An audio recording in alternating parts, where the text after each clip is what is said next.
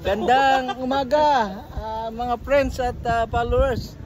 Ito ang ideal na ano, ito ang pinakamagandang gagayahin ko na dragon fruitan. Tignan mo, ang tataba. Ito kay Nonoy ito. O bumati ka, Nonoy. Ito ang ito ang aking alaga. Ito ang dapat mangyari dun sa dragon fruit ko. Dapat ay ganito rin ang kay Sir dragon fruit sa Malainin. Oo, sa Malainin. Ganito ang gagayahin natin. Kita mo, ang daming mga bulaklak maliliit. Pero mga iba aalisin mo na. Tuloy-tuloy yan. Tuloy yan.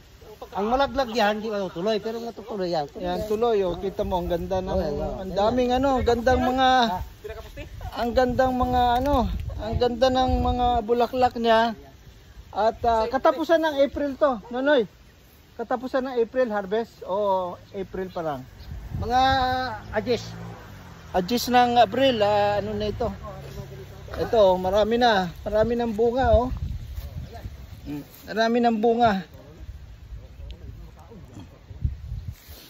Ang sa akin, mga puro ganito lang po, maliliit lang.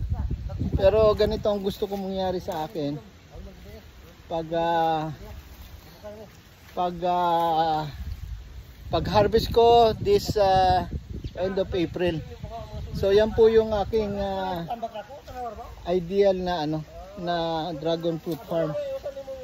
Hanggang doon, punong-puno ng punong-puno na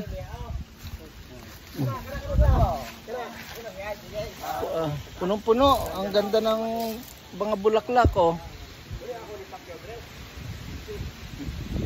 ganda.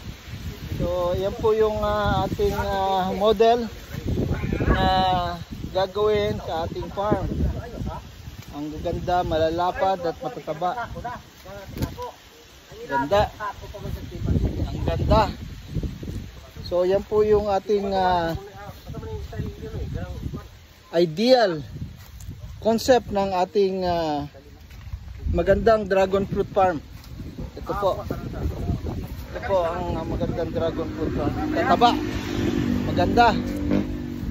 At nakapagbenta na po sila ng I think 60 kilos, pero initial pa lang yun. Ito mas marami ito. By volume po itong mangyayari dito. Truck ang pupunta dito. End of April or first week of May. So yan po ang ating ideal na dragon fruit farm. At hopefully ganito ang mangyari sa ating dragon fruit sa Malainin Luma. So meron na siyang bulaklak. Ating bulaklak.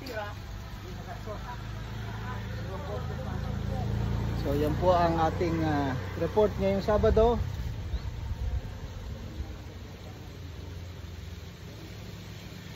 Today is Sunday, so happy Sunday po. 31 March 2025. Happy Sunday po sa inyong lahat. Maraming salamat po.